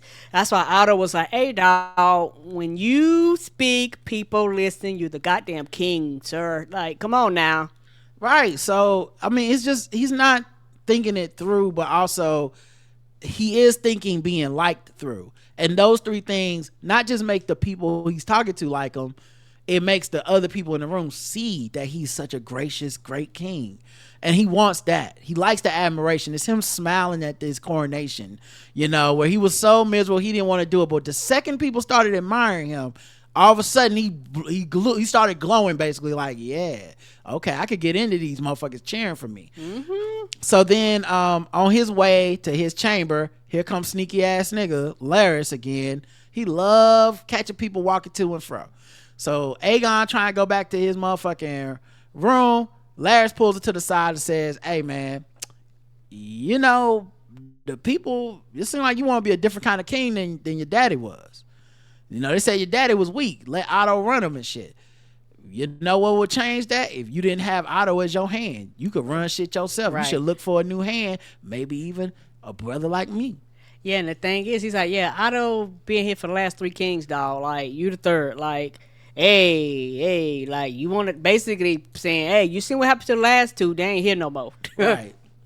So then Otto goes to Alicent's chamber. That's, you know, her daddy going to her chamber. She mad. She like, I requested an audience with you hours ago. And he's like, well, we had a lot of motherfucking meetings and shit. Right. And all the petitions. Your son in there fucking giving away the castle. Right. And then they basically have like a talk of like, are we still on the same side? Cause she's like, I want victory, which is Rhaenyra bending the knee and Aegon on the throne. He's like, well, I want the same thing. She like, but if you do want the same thing, why you be bullshitting in the council meetings trying to make me look bad in front of my sons? You know that Aegon barely fucking listens to me and he only listening to me cause I'm his mama. But every time you undermine me and make me look stupid, he gonna stop listening to me and we're gonna end up in a motherfucking vicious, violent war. And he's like, nigga, cause we are gonna end in a motherfucking vicious, violent war. Yeah, it's gonna be a war. You can't, out of all the things that has happened, and you know what, you go back and maybe think that's why she wrote that I'm sorry my son ate your son, cause she's in denial that right. She's in denial that what they did is a we gonna have to kill y'all move. She been in denial the whole time. Yeah, she has. And he was like, bitch, your son died. Do you think that everybody's gonna be like, it's all good? Right. And so they basically are like, listen, they gonna stop listening to me. Well, and you keep making me look bad in front of all the men at the table. And he's like, and she's like, I could tell you angry and you taking it out on me. And he's like, well, I'm just frustrated because shit ain't going to plan. Now he's mad at her because she stopped him from killing the Targaryens when they had a chance. And so like Damon, all this shit could have been like, she's their Niecy. How Niecy didn't burn the whole fucking throne room to the ground. This, but the other way. So, she's like, well, we know Aegon gonna get tired of being the king when he realized this shit ain't fun, and it's just work. Then he gonna basically let us plan the whole war. We'll lead everybody to victory. And Otto says, yeah, but you need to accept we gonna have to kill some people. Yeah, we are. And she says, yeah, it could be a war of violence, but it doesn't have to be wanton violence. And I'm like, it do gotta be wanton violence. it's gonna have to be, ma'am. I don't know if you've met Ray and Day, but they don't play like that. You're not gonna be able to just kill a couple people. You're gonna have to kill everybody over there. You have to kill the whole crew. It's because they definitely finna try to kill y'all. And if one of them survive or somebody survive, yeah. They're like, nah. So that's when they do that funeral scene at Dragonstone, and they juxtapose it with Alicent burning candles in a ritual for all the dead. She does one for her mama. She does one for King Viserys, and then she lights a candle for Luke too, because she does still harbor love and regret for that. And of course, ma'am, y'all on the other side now. Ain't no friends. Yeah, ain't no friends. And it's one of those things where I think she's going to have to come to the realization that the friendship is dead. And there's no rebuilding it. None of that is happening. When her child died, that happiness from that last dinner, that's it. So then Daemon puts on his do dirt hoodie. Yes, he did. After talking to Mysaria, you know that whenever he put that hoodie on, you know something. It's finna get shady. Yes, it is. Okay, someone's getting fucked or someone's getting killed. That's all he do. Or fucked up. Yeah, so he sneaks into King's Landing. The guard recognizes Daemon because the guard is part of the City Watch, and Daemon used to be the commander of the City Watch. Yes, he did. Season 1. And of course, Mysaria has now given Daemon the names of the people that are still loyal to her and that are not loyal to the High Towers. So Daemon throws some change at my man. He's like, hey bro, let me in. But he's like, oh shit, Day, come on in, bro. Yeah, he was like, fuck the High Towers. What's that you claim? Right. He's like, we gang black over here. Right. And so then he escorts Daemon inside under the guise of Daemon being a prisoner. Like, come on, keep it moving. And then they go find this dude that's a rat catcher. Now, I only found these names out through the closed caption. Apparently, It's a big deal with the book people. They already knew who they was. I don't know these niggas. But the big ass guard that was in the cop, basically the night SWAT, the City Watch guy, his name is Blood. And he goes and takes him to a rat catcher whose name is Cheese, which sounds right for a rat catcher. You know, that's the name I would want. Like, I'm Cheese. I catch the rats. Yeah, I catch the rats. Cheese got gambling debts, and basically Damon's like, I'll pay off your debts. I'm gonna give you a lot of money. Half now, half later. I need y'all to sneak into the castle. I need y'all to kill Aemond. He the one with the silver hair and the eye patch. Can't miss him. Can't miss him. And now Daemon knows all about the tunnels in King's Landing and to the keep and all this stuff. Turns out Cheese knows about that too. Which is why Daemon's so dangerous. But in this case, Daemon won't even have to go with him. Cheese will lead Blood to the castle. They'll sneak in, go to the royal chambers, find Aemond, kill him. Now, what's interesting about that to me is, has no one seen the hands on Aemond? I don't think they could kill him. Okay, all right, because when he said, I was thinking, these niggas about to die. Like, right, because I was like, oh, he will fuck them up. Especially when Daemon ain't go with him. Right. I said, oh, nah, man. You sending them to their deaths. Y'all dead as hell. That's what I said. That boy. Him and that glassy eye get a hold of you, he gonna fuck you up. That boy don't fucking, he's one of them ones. That's the best way to describe Aemond Green. Yes. He one of them ones. Honestly, the whole fucking side of the Greens, the reason that's not a serious endeavor is because he's not on the throne. If anything happens that puts him on that motherfucking throne, oh, it's gonna be all over. It's gonna be war for real. You don't want those problems. Now, I get that he killed your son and that's why you want to get him first, but I'm just saying, like, if you better not miss, you come for the king, don't miss. Oh, when I say you better not miss. So I didn't like how haphazard the plan seemed. You see the boy slice his eye and what happened? Come on. Right. So at any rate, they go, okay, we could kill him, but Cheese, the rat catcher, says, but what if we can't find him? And they don't show Damon's answer. They just cut away. And I'm just saying, that turns out to be very fucking important in a couple of minutes. Yes, it does. But all right, so then Aemond Green and BBL Crissy is up in the room talking battle strategy. They sound like me every time I got beat up in high school. Like, man, what I would have did, what I should have did. So they doing like all this planning. Like, what we should do is we go over here, then we put the motherfucking disc, and they using coins to show. Like, then we get they men join up with us. Now we over in the Riverlands, Right. we fucking them up. Now we got the whole castle surrounded. We fucking Dragonstone up. They can't do shit. They sipping on wine and shit. Right. They just getting drunk, talking about what they would have did. And he's like, shit, nigga, if you was with me, I had you leading the army. I'm flying over on my dragon. We fucking them up. And BBL Crissy like, yo, we could just ask Aemond privately to just let us do our thing. Now, I think that's interesting because that means in addition to Otto and Alicent thinking they can manipulate Aegon, so do Crissy and Aemond. Going back to my point Of his eagerness to please. he just wants to be liked. Everyone knows if you get this man alone, you can easily manipulate him because he just wants to be liked in that second by you. Yes. So I think that's an interesting character because it makes him such a loose cannon. So then Otto comes in. I'm sorry. There's something important that happens here. So then they're like, yeah, man, Alicent and Otto basically got the king, Aegon, in their back pocket. He on their beck and call. They think we won't even need the dragons. Aemond like, that's bullshit. We definitely need the dragons. And also, fuck Alicent. She playing both sides. She plotted to take Viserys' throne, but she blamed me for starting the war because I ate that little kid up. This shit was already in motion. I'm just playing my part.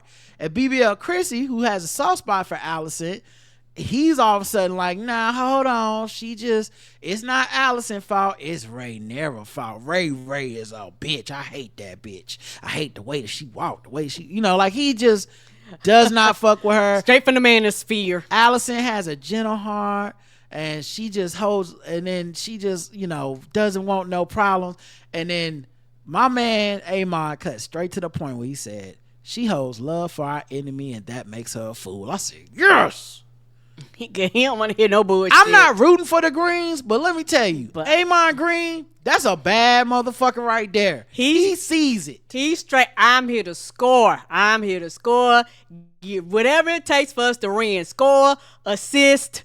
If I gotta be the man, if I gotta ride a bench, whatever I got to do to make the shit happen. I got to be the coach. Whatever position you need me in, let go. He was like, we ain't got no time for you to be fucking around with these other folks. He just fucking sees it, and I love it. Otto comes in, and it's almost like he was already in the room the way he came in. It's like he knew what they was talking about. But he tells Crissy to leave so he could talk to Aemond. He looks at the map, see they've been plotting the battle plans and shit. He's like, oh, here y'all go. Listen, don't you go off and do no bullshit, okay? Now, I know that you a man of action. There's going to be a time for all that. But I promise you, you can't see all the plans in play here. So don't act impulsively like your little brother who's the king, because you know he can't control his impulses, but you can.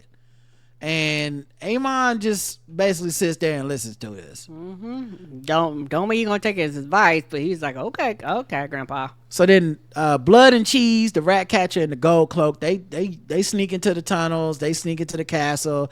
They brought a dog with them for some reason. I don't know what the significance of the dog was. Maybe it got something to do with hunting rats. I don't know. They end up basically letting this dog run around the castle. I don't know what that was about. I don't know why was for scent. I don't know, because he said he knew his way around. And he let the dog, well, we'll get to the dog in a second, but like they didn't keep the dog with him. Oh, you know what?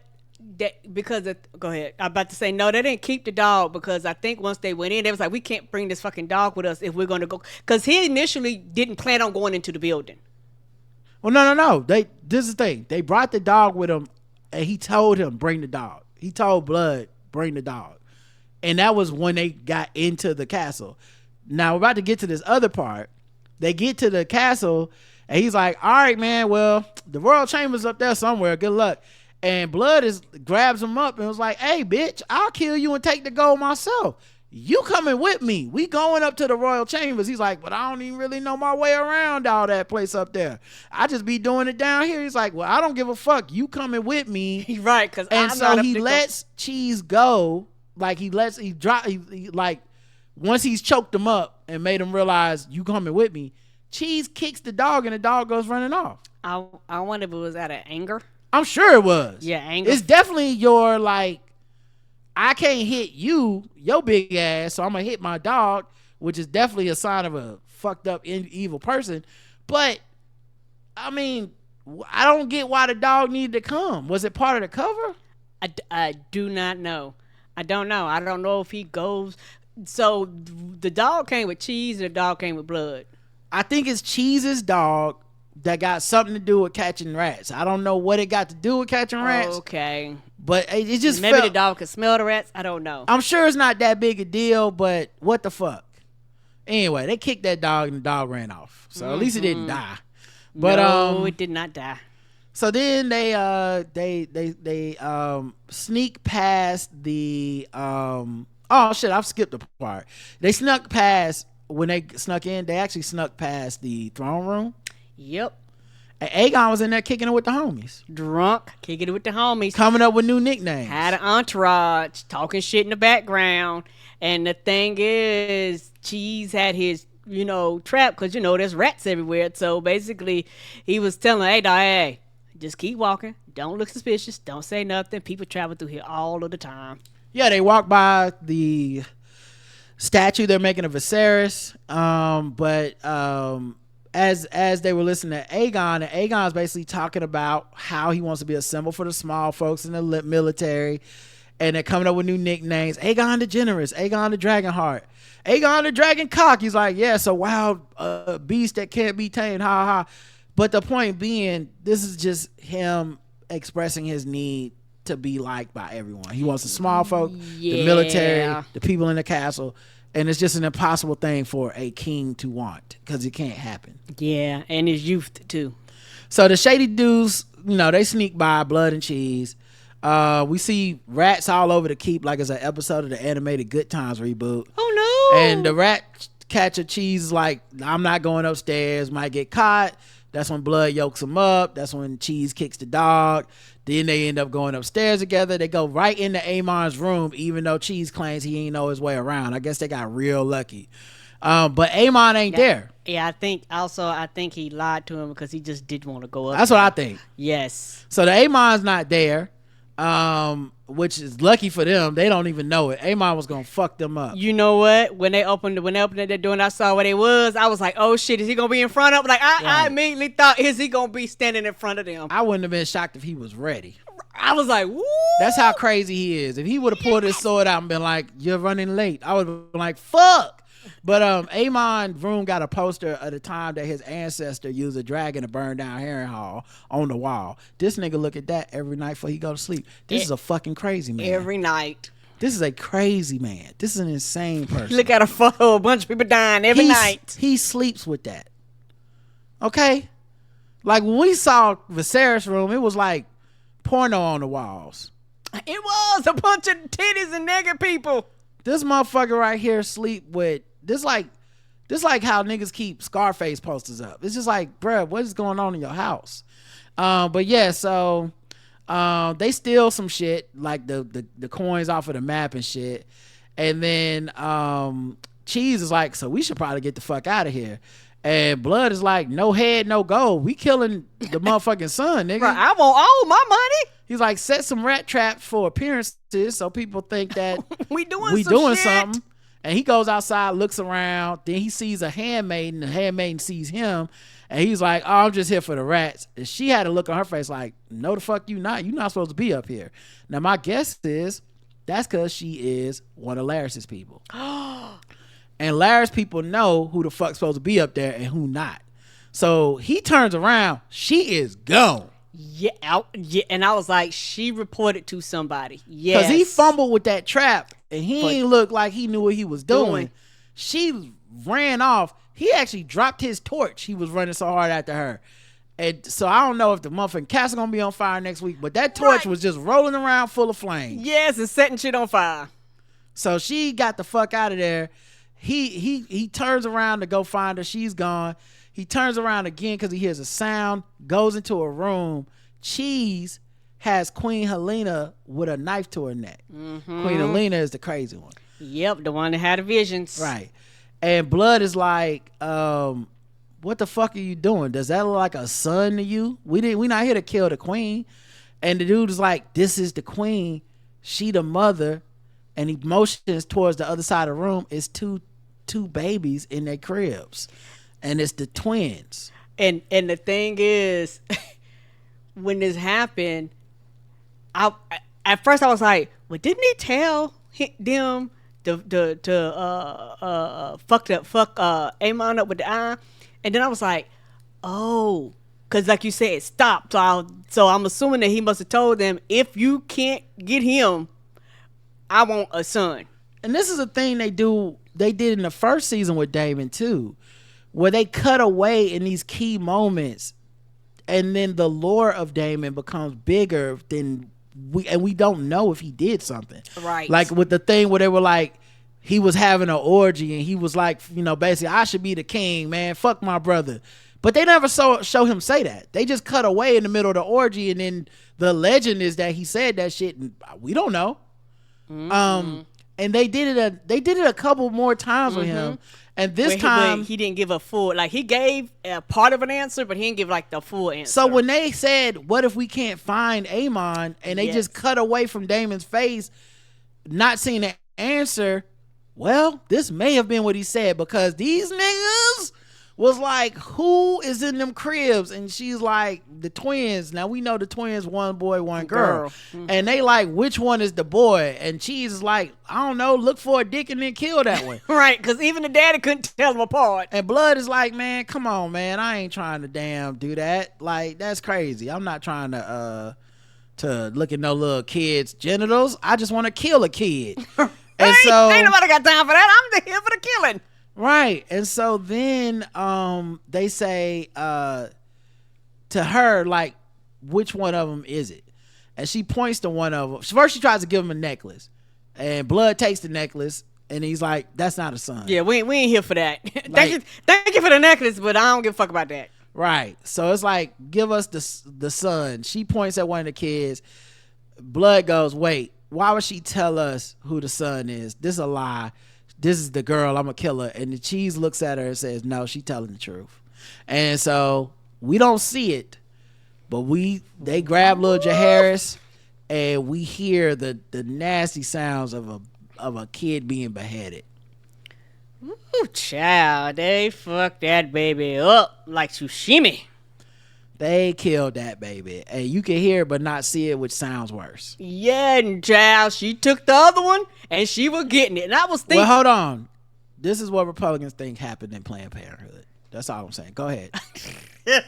That's not what happened. And as soon as she was like, oh, y'all not paying me no attention? She was like, I'm not going to stay here long enough to die along with my child. Well, they weren't going to kill her or her child, but I think, it was an interesting juxtaposition of remember watching Rhaenyra in season 1 make that walk with the baby. It was the same walk. It's the same long walk. It's a long ass walk. The camera shot is damn near the same. Yes. Except now it's her turning around wondering if they're going to follow her. I would too. Yeah. I don't blame her for wondering if they were going to kill her, but they weren't going to kill her. Yeah. But then she was looking for help. She goes into Alicent's chambers, and she is riding BBL Crissy's dick like it's no tomorrow. Just, can't even lie, fuck better when I'm drinking. Right? And Helena, who is probably the best person to be caught by. Yeah. Because don't nobody ever listen to what the fuck she be talking about. Mm-mm. If she was like, because she wouldn't even say, I walked in and Alicent was fucking Crissy. She'd be saying some weird like, the green was on top of the white. And they'll be like, what are you talking about? Right. Because she talks in riddles. But they basically stopped fucking, and then and Crissy was being ridden. He wasn't. I think it's important detail here. Like whatever this relationship is, she's in charge. Not just that she. I don't. It's not just that she's in charge, but it's almost like he's doing his duty or something. It's not. Maybe it'll change as the power dynamic changes, but it don't even seem like hot. Like we're in love or being together. Oh no, nothing like that. And what's fucked up about it? If he would have been where the fuck he was supposed to be, which is on the outside of the room, he would have saw her. He would have alerted the alarms, and not to say they wouldn't have got away, but it would have been a higher probability that somebody would have been alerted. Well, we also we don't know that they got away. Yeah, we don't know. But yeah, he's not on duty is the point. Right. He's on booty. So yes he is. So she doesn't even react to the shock of them fucking. She just says they killed the boy. And that's the end. Like, end of the episode. The creepy music outro is amazing. What a great ending to the episode.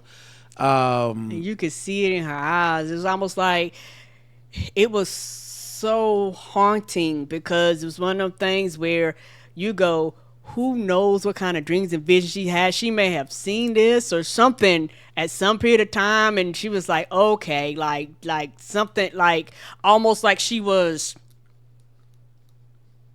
mentally not there the whole time. She always looked like that though. But yeah, I mean, it was definitely, she had went through a harrowing thing. She wasn't stupid enough not to, like, she wasn't out of it enough not to be scared and not to realize what they had done. Right. Because killing the son at this point kills the line of succession for Aegon. Yes. And Aegon loves that little boy. Yes, he does. He took him to the meeting. So that's his fave. So it's fitting to be hell to pay. Now you got two sides feeling a certain way. right about their sons dying. And also I think it's going to lead to some people asking some questions about Crissy next week. Like for BBL Crissy, it's like, hey man, what's up? Why when you on duty? Yeah. Yeah, that I do think they need to hire a full-time dream interpreter, and it's time to get some name tags. Yeah, yes it is. We need a key card system. This shit is not working the way it's supposed to work. No, it's not. All right, y'all, that's it for this recap. Don't forget, if you're writing in feedback, keep it short, no predictions. We're not here to for all that. And we still have other things that we're going to talk about on feedback episodes. So appreciate y'all. Hope y'all enjoyed this episode. Hope you enjoyed our discussion of House of the Dragon. Until next time, I love you. I love you too. Mwah. We back? It's the villain, baby. It's the recap. Fell 5 and Black Guy Tips. We doing it again, nigga. That's what we doing? Yeah. It's a war going on outside. No man is safe from. It don't matter if you're 4 feet or 8'1", or if you 1'1", or if you Cyrex. All these houses bending knees are being targets. Aegon got colonized by the one-eyed devil. The blood of Valeria gon' bring a bunch of shovels. I hope the rights I pull it off. You know who I'm with. Peace to the team Black, baby, they the realest.